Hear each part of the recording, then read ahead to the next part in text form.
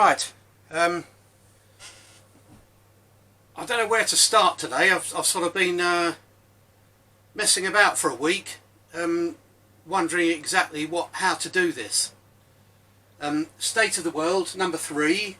There's lots of little. What I'm going to do is I'm going to cover some things basically, but today I want to deal with money and why, when we've got the internet, why money's still here, etc. You'll be surprised anyway. Right, coronavirus, I mean, you know, that's a money thing, money problem. The reason why it's coming up again is because the economy was getting so bad everywhere that they had to send people back to work because of money. Government wasn't getting any money and neither were the people. So that's that. Yeah, it's pretty bad examples, but I've got lots of others. Now, many moons ago I saw a UFO, and it wasn't all your average UFO stuff. It was already on the ground, no green men, nothing like that, no noises, nothing, and on it was an information. It's only small, but on it was an information system. And so anybody intelligent enough to use it, a bit like a shopping centre, where you go to find which shops, you know, like that, exactly the same. A big screen, you know, and I was there ages, and eventually I could ask it questions like you do a shopping centre thing, you know. It's quite obvious, because when you think that on the spacecraft we sent out, there's plaques, and I think they've even put a disc on one with information from us. Now, why not put a computer on there with everything on it? Even for if a planet who's not doing very well, like us, comes across it, put information on it. Well, that's what I found. But it doesn't tell you. You have to ask it the questions. It wouldn't tell me anything. It was all answering questions only. So I asked lots of questions, and obviously it gave me examples of other planets near what we're like. I mean, there's lots of different planets, obviously.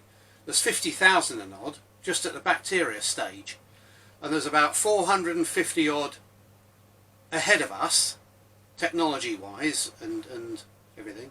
Some of them haven't changed their system for 10,000 years.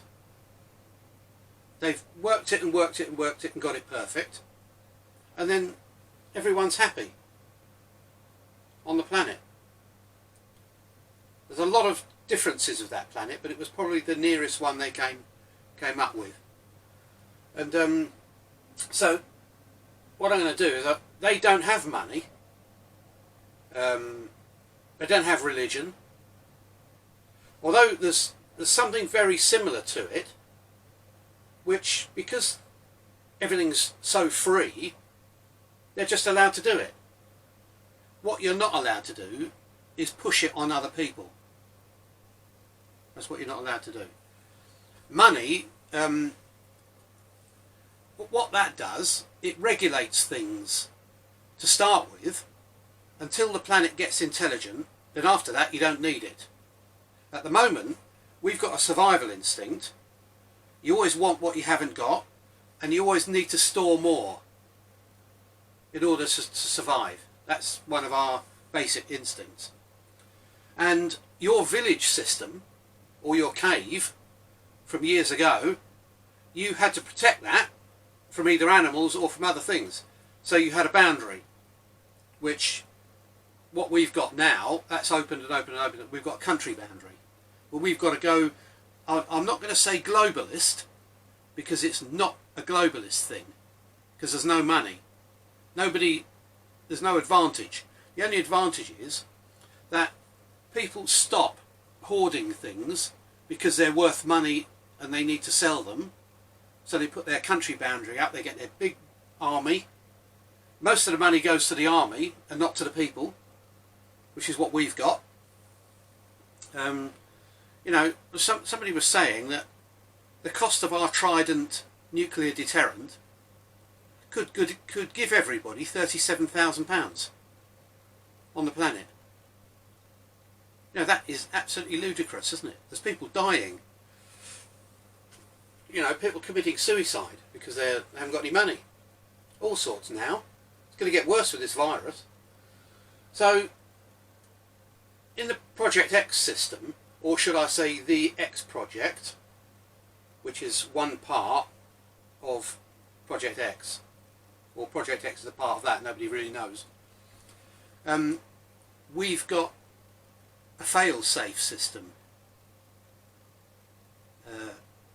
pretty much ready to go. I'd say 99.9%. There's a few things you've got to move around, but if worst comes to the worst, we will be able to basically say, right, enough is enough. The rich are getting too rich.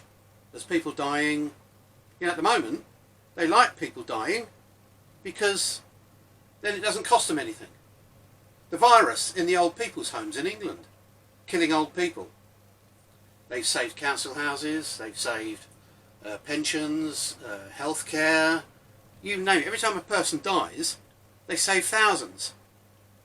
So they just let that go because of money. You know, imagine how much stuff you might think, oh, if you get rid of the banking system and insurance and tills and cashiers, and what about all the employment? Where are people going to get their money from? See? Right, what happens on the other planets? Very simple.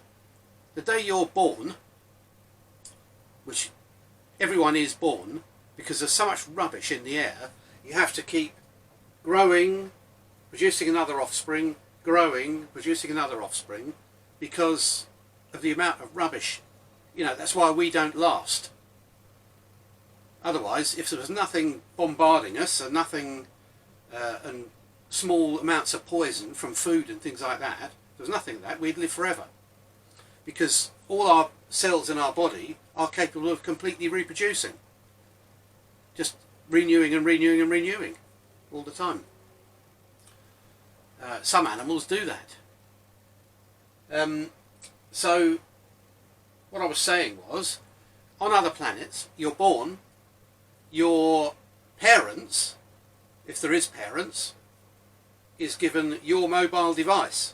Now, I'm not saying telephone, because it's no longer a telephone. And for instance, in England, the doctors give you a red book, and all your inoculations and everything done to you as a baby goes in that red book. Well, throw that, it goes on the mobile system. Your DNA is taken at birth, and before your parents leave the room or whatever, they're checked to make sure it is most certainly, it's obviously their baby because she just had it on the spot. But and then that baby DNA is taken, and that goes as a long number, could be a mile long, converted into a number, goes onto that system.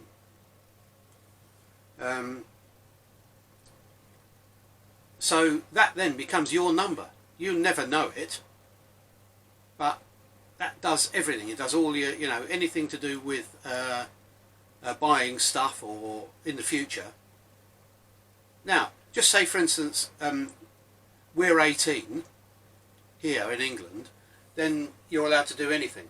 That device then goes from your parents to you. So that's then your device. But meanwhile, you've done all your learning on that. Now, learning isn't where you get up early in the morning, brave wind, rain, shine, cars, buses, bullies, to get to a school where you only concentrate, in this country, you only concentrate for 10 minutes a day. I mean, what's the point of being there for 8 hours and only concentrating 10 minutes a day? Ridiculous. So all your learning is done in your abode. And basically, what I would do, they didn't actually say this, but what I would do in this country, I would make all the learning as a game. When you get to a certain point in the game, and you have to learn things in order to get there, then you go on to almost like a shop system, and you're allowed to have something, a toy or sweets or whatever, or something you need, almost like presents, or your parents give it to you if it's a Christmas, for instance. We could do that here. So that's what happens. That's the learning system. And we don't learn history because history is in the centres of excellence. Every battle there might have been, all the country system, countries, mining, you name it, there's a centre of excellence for it. And you can either look at it online to get the small, should I say, overview. And if you think, oh, that's good, the next time you earn enough percentage, you go there.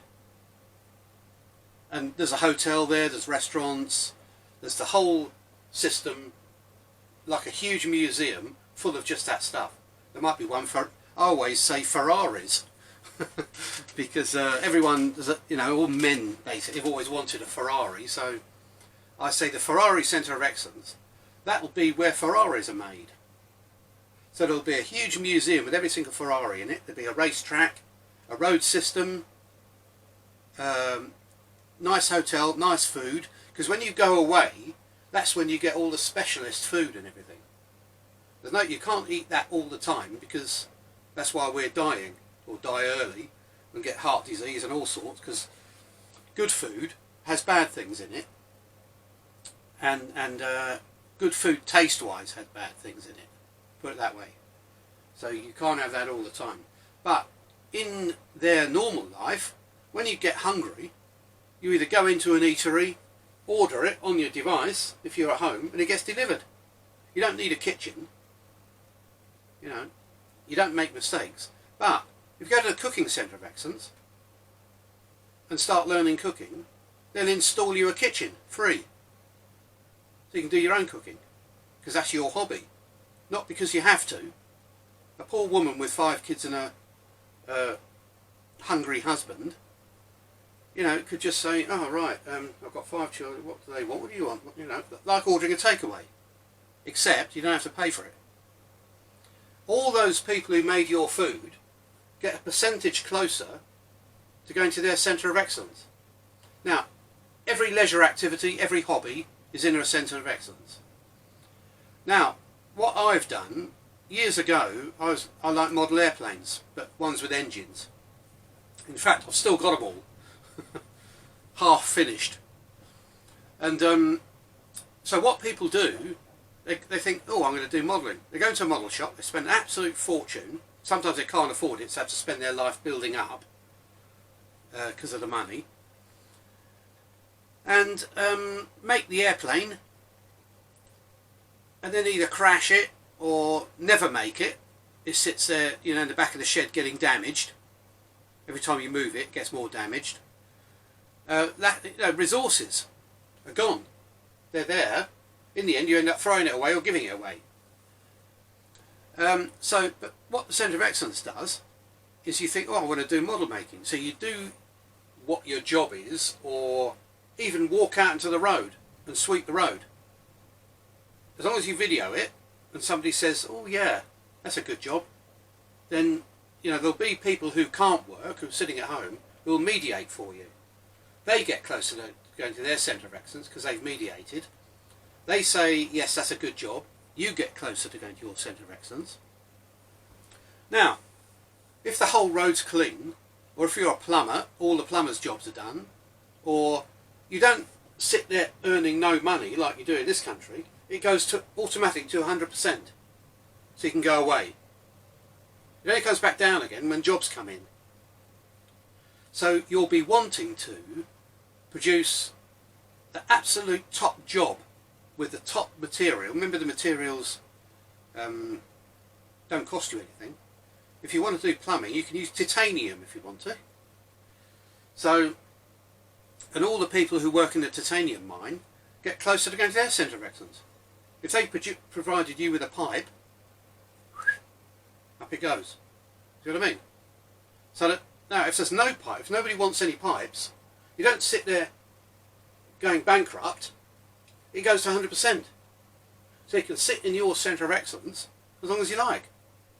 I would suggest not sitting in, because one day you'll be sitting there having a nice drink, sitting by the pool, and suddenly a job will come and you think, oh no, I've got to go home. No, I think there should be maybe a week or two, then you have to return home and start again. So there will be limits, depending on what centre of excellence it is, and how far you've got.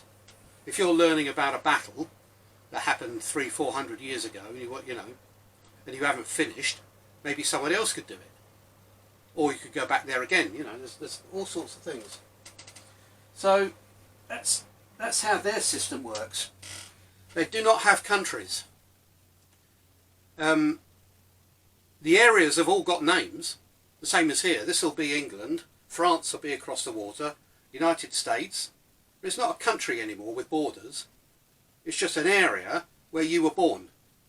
Now you're thinking, oh, I like my country. Oh, I want to. But you know, you were born there. You didn't choose it. So you can then choose where you want to go in this system. And the other problem is, like for instance, here, the Ice Age confined us all in what is now Ethiopia, Northern Africa. That was the only bit left with no snow on it. And might be, they reckon, they estimate between 400 and 1,000 people were left. Then, as the ice receded, the people started going too. Then they colonised their area, made their villages, fought between their villages because they found resources that these didn't, and they wanted their resources, so there's war. You'll notice America subtly having war with people with oil, in case their oil dries up. You know, etc. This is the problem. If you've got a border and you're trying to protect it, there will be war eventually. You can't, it's impossible. Even if there's only 2 countries on a globe, at some stage you'll be in war. Even if you're the best of friends, 200-300 years later, he'll get something you haven't got, and there'll be a war. So you don't have any borders. Now you might think, oh my God, we'll get hundreds and hundreds of tourists. Not tourists. What are they called? Refugees all coming. But no, because there's no money and they can have what they want, the place gets evened out immediately. Now the rich don't like this, because the reason why we've still got money is so that they've got something to collect and store up their end, leaving people with nothing at the other end. See what I mean? So the rich and the government, who are all millionaires, will not allow this to happen. Now, I've told the story before, but when I saw the UFO, there was still something operating in the Home Office, according to my dad, who was Foreign Office, to do with UFOs. I think they pretended to shut it. In fact, they didn't. It's still running to this day. According to him, anyway. So I did a report and I sent that in. I didn't hear anything. I met the father a few times. He was Government Committee for Distribution, and they had they get other little jobs to do, and one of them was assessing a money-free system. So 3 or 4 of them got round to doing this, and they were working on it. I said, look, when I did my UFO report, I put in, there's a chapter here about money somewhere, and I put that all in the report. So he went and got that and looked at it, showed the other 2, and they said, this is absolutely perfect. We don't have to change anything on this. So they rewrote it, almost word for word, and then gave it to the minister, finance minister or whatever, who was actually working on it at the time. We're talking about nearly 20 years ago, I think. And anyway, my dad went to see him, had a meeting. They said, thank you very much, but we can't possibly do this. because we're all rich, our friends are all rich, all the owners of big corporations are all rich, the shareholders will go to zero. You know, there'll be a rebellion. We couldn't possibly do this. And so they put it in as a 30-year secret. My dad was very interested, wanted to read the rest of my report, so he went and got it and found that it was now a 50-year secret. And that went on and on. Then it was a 100-year secret. And just before he retired, he went back to have another look, and it had gone. It had gone off the system. There wasn't even a... So somebody had thought, oh my God, we can't have anyone knowing about this. We'll get rid of it. So there you go. So that's how good it is. So so here's what you do. When you're 18, you get your free... I'm saying 18 because that's the age here where you're allowed to do what you like. From 16 to 18, you go on the world dating system, which is everybody, basically, who hasn't got a partner, is on that system if they want to be. If they don't want to be, don't have to be. But it gives everybody a chance to see every single available person who also wants to be married, or whatever marriage is, partnered with a male and a female, or who, to these days, you know, what? You know, I identify as half Chihuahua and half elephant.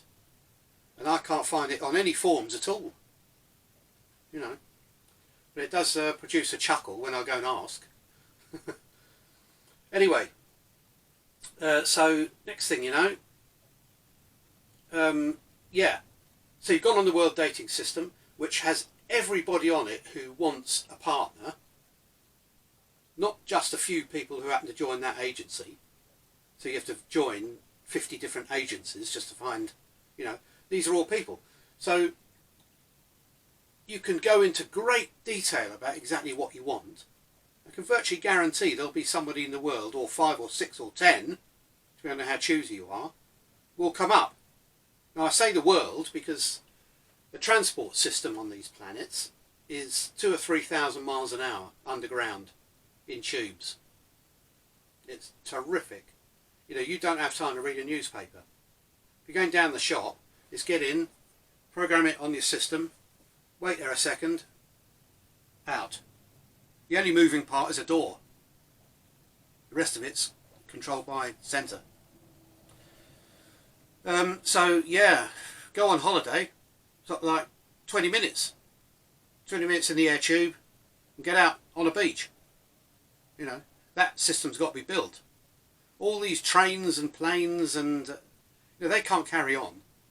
Planes can't carry on. How many tons of fuel they burn every flight? You know, they fall out of the sky. A lot. So anyway, that's the end of that. But all the airplanes ever built, every single version, will be held at a centre of excellence in flying condition. Because today we've got Spitfires and things that some of them are in museums and are not in flyable condition. But in a money-free area, you can say, I want that Spitfire done up. Put it on the job system, people turn up to do it. Simple as that. No money. Things get done. You know, if we went to this system, suddenly said, announcement, right, we're going to this system, there'll be 10 years of absolute chaos and doing everything up, but everything would look pristine, and suddenly those jobs will come down because people would be doing absolutely perfect jobs because they don't want to go back and do it again. Okay? Now, people born who don't want to do anything have got their abode, their free transport, their free food, and all mobile based entertainment, be it video, music, gaming, whatever. When you walk into your abode, it automatically comes up on the screen. So you can start gaming immediately, or whatever. Now you don't have to work if you don't want to. Not like in this world where you're forced to, or you get looked on, oh, he's unemployed, oh, you know. But in that world I saw, you're unemployed until a job comes in, then you're employed until you finish the job, then you're unemployed again. Everyone's self-employed. There is no, it's as a factory system. Anything that's mundane is done by a machine, or anything that's nasty is done by a machine. People even operate the machines in quarries from their home. You know, they've obviously got to take a course, but the courses are done at the centre of excellence for that digger. So you go there, learn all about the digger, how it was made, you know everything about it before you leave the centre of excellence, and then you can operate it on your mobile. There's no getting wet, no getting muddy, nothing like that, you know. So, yeah, everything will be robots. All the things that we don't like doing will be robots, basically. Anything that has to be done by a human that isn't nice will be done by people in the penal system, prisons. And you won't say, right, you've done this wrong, sorry, you've got to go to prison, 5 years. The first time, you get small jobs, and you get bigger jobs, but if you're a menace to the public, then obviously you have to be incarcerated. But, you know, I didn't really pay much attention to that system. It is there, but there's nothing to go wrong, because most crime is because of money. So 90% of all crime's gone, and the final 10% is because of a love interest of some sort. Somebody's pinched your girl, I'll go and shoot him. But with the dating system, whereby you pretty much get your absolute perfect date every time, you know, you see people who are married for 60 years who are absolutely perfect for each other, right from the beginning and right to the end. That's because they've found exactly the right person. So the system has to find you the right person. What's the time? 27. Right, well, I'm going to carry on anyway, but that's money out the way. You never have anything you carry. Your mobile, you might think, the percentage system is the money, but no, it's fluid. If there's no jobs to do, it goes bang to 100%. You know, that's not money. That's how it works. So, yeah, State of the World 3, the system is all wrong. Religion. You know, it shouldn't be forced on our children. It should be in centres of excellence. All the churches, if you want your church done up, put it on the system. They've all got to be retained. They're historic. There's these idiots who come and destroy them, and ISIS and all that come and destroy stuff, and they think, because they think it's going to, only because it's annoying people, and it satisfies them for a second, because they've destroyed something. You know, that's where religion has got to. It's got far too idiotic and complicated, basically. But if you want to do it, go to your centre of excellence. If you want to go to a church, carry on that as a hobby. But just don't force it on your children. There is no gods. Gods were, there's been 4,000 gods. Has anyone ever turned up? No. I've got to go in a minute because I only want half an hour videos. 28:51. Yeah, so yeah, they're there really to control people by fear. That's what they were originally, and they worked. And they worked well. They stopped people killing each other. If you said, sorry, you mustn't kill, everyone stopped killing. Because otherwise the God will get them, or they'll go to hell. See what I mean? So that's what it's there for. But now we know it's rubbish, we can actually do something about it. You know, we're far too intelligent now to have someone else tell us what to do. That's why it's not working now, basically. You know, so there's that. So the country system, the religion and money, they all have to go. Or become, I mean, you could keep the City of London as a museum. You know. Right, thank you very much, and I'll try and do another one.